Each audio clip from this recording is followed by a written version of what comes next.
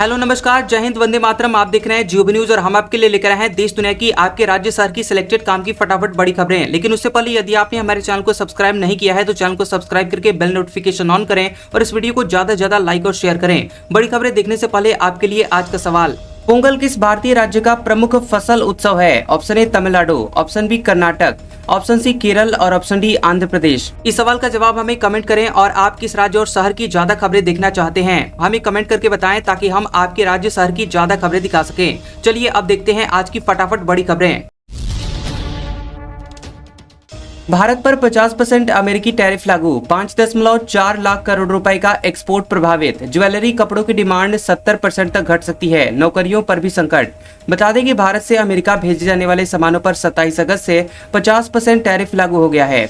Global trade research initiative यानी GTRI की report के मुताबिक ये नया टैरिफ भारत के लगभग 5,40,000 करोड़ रुपए के एक्सपोर्ट को प्रभावित कर सकता है। 50% टैरिफ से अमेरिका में बिकने वाले कपड़े, James, jewellery, furniture, sea food जैसे भारतीय प्रोडक्ट्स महंगे हो जाएंगे, जिससे इनकी मांग में 70% तक की कमी आ सकती है। चीन, वियतनाम और मैक्सिको जैसे कम टैरिफ वाले देश इन सामानों को सस्ते दाम पर बेचेंगे, जिससे भारतीय कंपनियों की अमेरिकी बाजार में हिस्सेदारी कम हो जाएगी। राहुल गांधी बोले, गुमनाम दलों को 4,300 करोड़ रुपए कहां से मिले? पूछा, क्या चुनाव आयोग इस चंदे की जांच करेगा या एफिडेविट मांगेगा? कांग्रेस नेता राहुल गांधी ने गुजरात में गुमनाम राजनीतिक दलों को मिले 4,300 करोड़ रुपए के चंदे पर चुनाव आयोग यानी इलेक्शन कमीशन से सवाल किए हैं। उन्होंने रिपोर्ट शेयर करते हुए कहा है कि इन 10 पार्टियों ने इतना बड़ा चंदा तो लिया, लेकिन सिर्फ 39 लाख रुपया ही खर्चा दिखाया। उन्होंने एक्स पर लिखा कि गुजरात में कुछ ऐसी अनाम पार्टियां हैं जिनका नाम किसी ने नहीं सुना, लेकिन 4,300 करोड़ रुपए का चंदा मिला है। इन पार्टियों ने बहुत ही कम मौकों पर चुनाव लड़ा या फिर उन पर खर्च किया है। उन्होंने कहा कि ये हजारों करोड़ कहां से आए, चला कौन रहा है इन्हें और पैसा गया कहां? क्या चुनाव आयोग जांच करेगा या फिर यहाँ भी पहले एफिडेविट मांगेगा या फिर कानून ही बदल देगा ताकि ये डेटा भी छिपाया जा सके? पीएम स्वनिधि योजना 31 मार्च 2030 तक बढ़ी, लोन की राशि 10,000 से बढ़कर 15,000 रुपए हुई। 1 करोड़ 15 लाख रेहड़ी पटरी वाले लोगों को फायदा मिलेगा। सरकार ने प्रधानमंत्री स्ट्रीट वेंडर आत्मनिर्भर निधि यानी पीएम स्वनिधि योजना को अब 2030 तक के लिए बढ़ा दिया है। प्रधानमंत्री नरेंद्र मोदी की अध्यक्षता में केंद्रीय मंत्रिमंडल ने पीएम स्वनिधि योजना को रीस्ट्रक्चर यानी कि इसे और बेहतर करने का फैसला किया है। इसके अलावा लोन अवधि को 31 दिसंबर 2024 से बढ़ाकर 31 मार्च 2030 तक करने की मंजूरी दी है। रूस से ट्रेड करना चाहता है अमेरिका, प्रतिबंध हटाने पर कर रहा है विचार। रूसी न्यूक्लियर एनर्जी शिप्स खरीदने की भी तैयारी। भारत पर रूसी तेल खरीदने की वजह से 25% एक्स्ट्रा टैरिफ लगाने वाला अमेरिका खुद रूस से एनर्जी डील करने की कोशिश कर रहा है। रॉयटर्स न्यूज एजेंसी के मुताबिक ट्रंप और पुतिन के बीच 15 अगस्त को अलास्का में हुई मुलाकात के दौरान इस डील पर बातचीत हुई थी। अमेरिकी कंपनी एक्सॉन मोबिल ने रूस के सखालिन 1 ऑयल और गैस प्रोजेक्ट में फिर से शामिल होने और रूस को अमेरिकी इक्विपमेंट बेचने की बात भी कही थी। यूक्रेन पर 2022 में रूसी हमले के बाद अमेरिका ने रूस के एनर्जी सेक्टर पर कई प्रतिबंध लगाए थे, जिससे कि रूस को विदेशी निवेश मिलना बंद हो गया। अब अमेरिकी अधिकारी रूस से शांति के लिए राजी करने के लिए कुछ प्रतिबंध हटाने पर विचार कर रहे हैं। इसके अलावा अमेरिका रूस से एटमी एनर्जी से चलने वाले आइस ब्रेकर शिप्स खरीदने पर भी सोच रहा है। ट्रंप का दावा, मोदी को जंग रोकने के लिए धमकी दी, कहा था इतने हाई टैरिफ लगाऊंगा कि आपका सिर चकरा जाएगा। अमेरिकी राष्ट्रपति डोनाल्ड ट्रंप ने एक बार फिर भारत पाकिस्तान के बीच मई में तनाव कम करके न्यूक्लियर वॉर को रोकने का दावा किया है। व्हाइट हाउस में कैबिनेट बैठक के दौरान ट्रंप ने कहा कि उन्होंने भारत को भारी टैरिफ लगाने की धमकी दी थी। इसके साथ ही उन्होंने व्यापार समझौते को रोकने की बात कही जब तक कि दोनों देशों के बीच विवाद सुलझ नहीं जाता। ट्रंप ने दावा किया कि उनकी बातचीत के 5 घंटे बाद ही दोनों देश पीछे हट गए। हालांकि भारत हमेशा से ही ट्रंप के बातचीत और मध्यस्थता के दावे को खारिज करता आया है। ट्रंप बोले, मुझे चीनी स्टूडेंट का अमेरिका आना पसंद, वे नहीं आए तो हमारी यूनिवर्सिटी बंद हो जाएगी। अमेरिकी राष्ट्रपति डोनाल्ड ट्रंप ने कहा कि उन्हें चीन और दूसरे देशों के छात्रों का अमेरिका आकर पढ़ाई करना पसंद है और ट्रंप ने कहा कि अगर ये छात्र अमेरिका नहीं आएंगे तो यहाँ की यूनिवर्सिटियां खत्म हो जाएंगी। ट्रंप ने आगे कहा कि चीन से हमारे संबंध अच्छे हैं, उनके छात्रों को आने से रोकना उनकी बेइज्जती होगी। इस बयान के ठीक एक दिन पहले ट्रंप ने मैग्नेट और रेयर अर्थ मटेरियल्स नहीं देने पर चीन को 200% टैरिफ लगाने की धमकी दी थी। अमेरिकी विदेश विभाग की रिपोर्ट के मुताबिक 2023-24 में यूएस में चीनी छात्रों की संख्या 2,77,398 थी और यह अमेरिका में पढ़ने वाले 11,30,000 विदेशी छात्रों का 24.5% है। भारत पर 50% अमेरिकी टैरिफ पर वर्ल्ड मीडिया ने कहा। न्यूयॉर्क टाइम्स, गार्जियन ने लिखा, रूसी तेल खरीदने की सजा। CNN ने कहा, अब जिनपिंग से हाथ मिलाएंगे मोदी। बता दें कि अमेरिका का भारत पर 25% एक्स्ट्रा टैरिफ 27 अगस्त से लागू हो गया है। इससे पहले ट्रंप ने जुलाई में भारत पर 25% टैरिफ लगाया था और अब भारत पर कुल टैरिफ 50% हो गया है। आपको बता दें कि CNN ने लिखा कि 50% के टैरिफ के बाद चीन जा रहे मोदी, क्या अमेरिका के लिए चिंता की बात। वहीं इसके अलावा भारत और चीन के बीच 5 साल पहले हुई हिंसक झड़प के बाद रिश्तों में तनाव आ गया था, लेकिन अब ट्रंप के आर्थिक दबाव के बाद उनके बीच नजदीकी बढ़ने लगी है। कॉम्पेंसेशन सेस को हटा सकती है सरकार। 3-4 सितंबर को जीएसटी काउंसिल की बैठक में फैसला राज्यों का नुकसान कम करने के लिए लगाया गया था। बता दें आपको कि जीएसटी काउंसिल की 3-4 सितंबर 2025 को होने वाली 56वीं बैठक में कॉम्पेंसेशन सेस को 31 अक्टूबर 2025 तक बंद करने पर विचार होगा।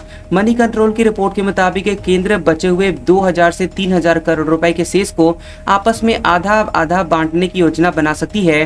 कॉम्पेंसेशन सेस 2017 में जीएसटी शुरू होने पर राज्यों के राजस्व नुकसान को पूरा करने के लिए लगाया गया था। यह सेस तंबाकू, कोल्ड ड्रिंक्स और महंगी गाड़ियों पर लिया जाता है। केंद्र सरकार ने कोविड-19 के दौरान राज्यों की मदद के लिए 2,69,000 करोड़ का कर्ज लिया था और इस कर्ज को चुकाने के लिए कॉम्पेंसेशन सेस को मार्च 2026 तक बढ़ाया गया था।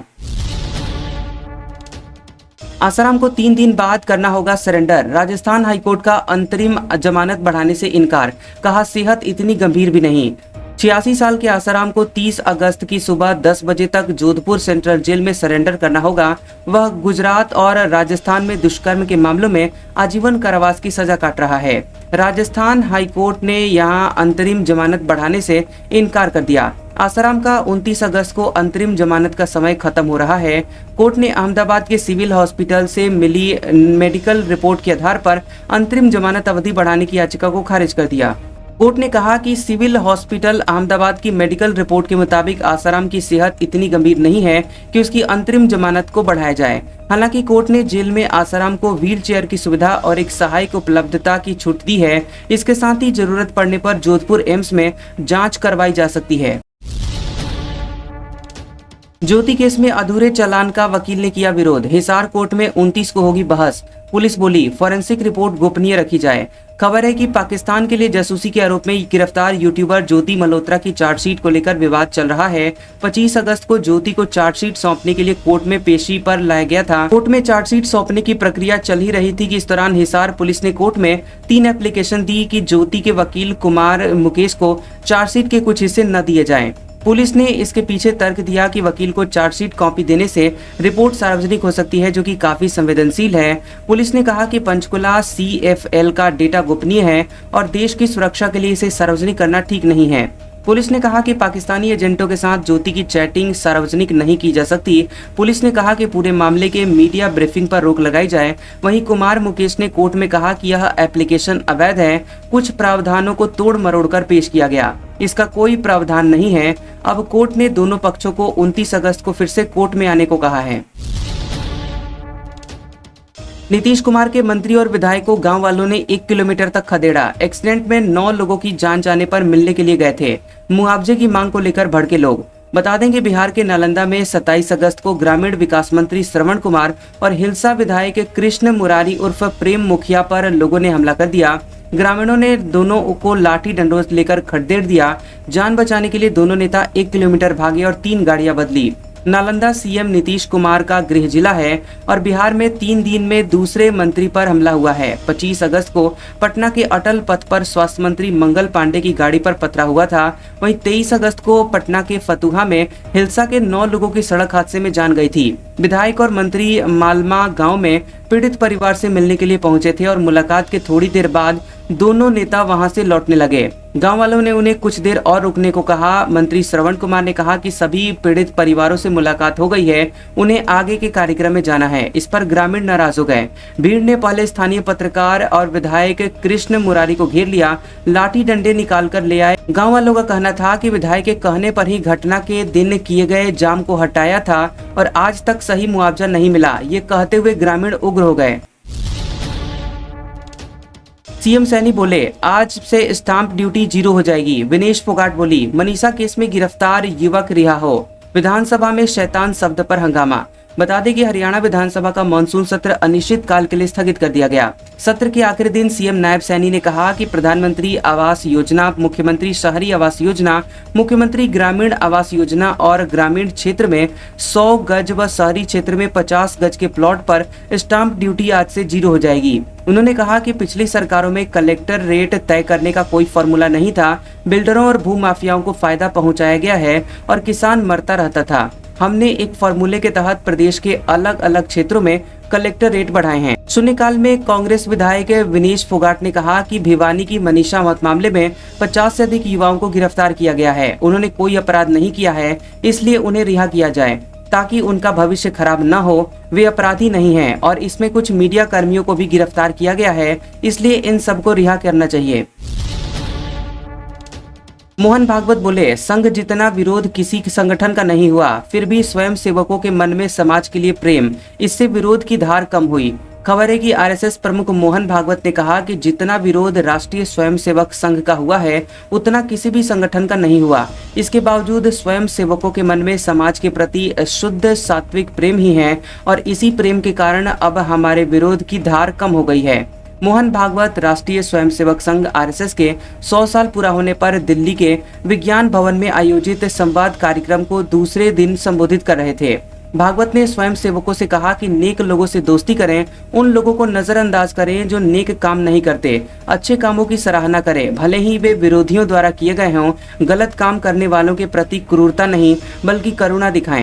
संघ में कोई प्रोत्साहन नहीं बल्कि कई हतोत्साहन है। स्वयं सेवकों के लिए कोई इंसेंटिव नहीं मिलता। राजनाथ सिंह ने कहा, देश के लिए किसी भी हद तक जाएंगे। महू के रण संवाद में कहा, चुनौतियां बड़ी हैं लेकिन हमारा संकल्प उससे भी बड़ा है। रक्षा मंत्री राजनाथ सिंह ने कहा कि हमें किसी की जमीन नहीं चाहिए, लेकिन अपनी जमीन की रक्षा के लिए हम किसी भी हद तक जाने को तैयार हैं। हम आगे की ओर देखते हैं और हमें याद रखना चाहिए कि भारत के सामने चुनौतियां बड़ी हैं, लेकिन हमारा संकल्प और साहस उससे भी बड़ा है। दुनिया हमें सिर्फ हमारी शक्ति के लिए ही नहीं बल्कि सत्य, शांति और न्याय के प्रति हमारे समर्पण के लिए भी सम्मान देती है। उन्होंने कहा कि देश की रक्षा केवल सीमा पर सैनिक तैनात करने से नहीं हो जाती, बल्कि नई तकनीक विकसित करने, वैज्ञानिकों, हथियार प्रणाली बनाने वाले उद्योगपतियों और अगली पीढ़ी को युद्ध के लिए तैयार करने वाले शिक्षकों द्वारा भी की जाती है। मराठा आरक्षण मामले में मनोज जरांगे को मुंबई के आजाद मैदान में प्रदर्शन करने की मिली इजाजत। बता दें आपको कि मराठा आरक्षण मामले में मनोज जरांगे को मुंबई के आजाद मैदान में प्रदर्शन करने की सशर्त इजाजत मिल गई है। वे 29 अगस्त को विरोध प्रदर्शन रैली कर सकते हैं। देश के आधे सांसदों, विधायकों पर क्रिमिनल केस। महिलाओं से जुड़े हुए अपराध वाले राज्यों में पश्चिम बंगाल सबसे आगे, आंध्र प्रदेश दूसरे नंबर पर। केंद्र सरकार ने हाल ही में संसद में 130वां संविधान संशोधन विधेयक पेश किया है और इस विधेयक में प्रावधान है कि यदि प्रधानमंत्री, मुख्यमंत्री या फिर मंत्री किसी आपराधिक मामले में गिरफ्तार होकर 30 दिन तक जेल में रहते हैं तो उन्हें पद से हटाया जा सकेगा। वर्तमान में स्थिति ये है कि देश भर में 45% विधायक और 46% सांसदों पर आपराधिक मामले दर्ज हैं। महिलाओं से जुड़े हुए अपराधों की बात की जाए तो इसमें पश्चिम बंगाल सबसे आगे है, आंध्र प्रदेश का नंबर दूसरा आता है। देश भर में 45% विधायकों के ऊपर क्रिमिनल केस घोषित किए गए हैं, जबकि 29% गंभीर मामलों का सामना कर रहे हैं। विधायकों पर क्रिमिनल केसों में आंध्र प्रदेश देश में पहला स्थान पर है। इसके बाद केरल, तेलंगाना और बिहार का स्थान है। चुनाव सुधार के लिए काम करने वाले NGO association for democratic reforms ADR की एक रिपोर्ट से इस बात की जानकारी सामने आई है। सुप्रीम कोर्ट कॉलेजियम से जस्टिस नागरत्ना असहमत। जस्टिस विपुल पंचोली की सुप्रीम कोर्ट में नियुक्ति पर आपत्ति। कहा, ऐसा होना न्यायपालिका के लिए नुकसानदायक। बता दें कि सुप्रीम कोर्ट की जज बीबी नागरत्ना ने पटना हाई कोर्ट के चीफ जस्टिस विपुल मनुभाई पंचोली को सुप्रीम कोर्ट में जज बनाने की कोलेजियम की सिफारिश पर कड़ा विरोध दर्ज कराया है। उन्होंने कहा कि यह नियुक्ति न्यायपालिका के लिए नुकसानदायक साबित हो सकती है। जस्टिस पंचोली अगर सुप्रीम कोर्ट में जज बनते हैं तो वे अक्टूबर 2031 में सीजेआई बन सकते हैं। सूत्रों के मुताबिक जस्टिस नागरत्ना ने मई में ही इस प्रस्ताव पर असहमति जताई थी। तब पहली बार जस्टिस पंचोली का नाम सामने आया था। बाद में जस्टिस NV अंजारिया को जस्टिस पंचोली से पहले सुप्रीम कोर्ट में नियुक्त किया गया था और 3 महीने बाद जब फिर से जस्टिस पंचोली का नाम सामने आया तो जस्टिस नागरत्ना ने औपचारिक रूप से असहमति दर्ज की है। वैष्णो देवी में लैंडस्लाइड से मरने वाले लोगों का आंकड़ा 32 हुआ, कई लापता। चश्मदीद बोले बड़े बड़े पत्थर अचानक गिरने लगे और सब तबाह हो गया। वैष्णो देवी मंदिर के ट्रैक पर लैंडस्लाइड में मरने वाले लोगों का आंकड़ा बढ़कर 32 हो गया है। बता दें कि यह हादसा मंगलवार दोपहर 3 बजे पुराने ट्रैक पर अर्धकुमारी मंदिर से कुछ दूर इंद्रप्रस्थ भोजनालय के पास हुआ था और देर रात तक 7 लोगों के मरने की खबर सामने आई थी, लेकिन फिर आंकड़ा बढ़ गया। वहीं 23 से ज्यादा लोग जख्मी हैं, कई लोग लापता हैं। मरने वालों की संख्या और बढ़ सकती है। वहीं बादल फटने के कारण यात्रा स्थगित की गई थी। उपराज्यपाल मनोज सिन्हा घायलों से मिलने के लिए कटरा पहुंचे। एक हफ्ते में बीपीएससी को भेजी जाएगी TRE 4 की सूची। शिक्षा मंत्री सुनील कुमार बोले TRE 5 पर भी तैयारी शुरू। डोमिसाइल पर कहा अभ्यर्थियों के हित में लिया गया फैसला। बता दें आपको कि बिहार में शिक्षक भर्ती यानी बीपीएससी TRE 4 को लेकर शिक्षा मंत्री सुनील कुमार ने बड़ा बयान दिया है। उन्होंने कहा कि सभी जिलों से रिक्तियों की जानकारी मंगवाई जा रही है और 1 सप्ताह के भीतर यह पूरी सूची बिहार लोक सेवा आयोग बीपीएससी को भेजी जाएगी। शिक्षा मंत्री ने साफ किया है कि किस विषय में कितनी सीटें खाली हैं, इसका पूरा ब्यौरा तैयार करवाया जा रहा है और इसके बाद भर्ती प्रक्रिया को तेजी से आगे बढ़ाया जाएगा। शिक्षा मंत्री ने यह भी स्पष्ट किया है कि बीपीएससी TRE 4 के बाद TRE 5 की प्रक्रिया भी शुरू की जाएगी। उन्होंने कहा है कि सरकार लगातार कोशिश कर रही है कि योग्य अभ्यर्थियों को अधिक से अधिक अवसर मिले। इस दौरान उन्होंने TRE 4 में अधिकतम उम्र सीमा में 10 साल की छूट की मांग को लेकर भी प्रतिक्रिया दी है। आज का सुविचार, जिस तरह नाखून बढ़ जाने पर हम नाखून काटते हैं, उंगलियां नहीं, उसी तरह रिश्तों में दूरियां आ जाए तो दूरियों को मिटाना चाहिए, रिश्तों को नहीं। कैसा लगा ये वीडियो हमें कमेंट सेक्शन में जरूर बताएं। वीडियो पसंद आया हो तो वीडियो को लाइक और शेयर करें और ऐसी इंटरेस्टिंग वीडियोस देखने के लिए हमारे चैनल GOB न्यूज को सब्सक्राइब करें और बेल आइकॉन को दबाएं। और हमारे ओल्ड और लेटेस्ट वीडियोस देखने के लिए हमारे प्लेलिस्ट और कम्युनिटी टैब को जरूर चेक करें। तो मिलते हैं अगले वीडियो में, तब तक के लिए आपका शुक्रिया।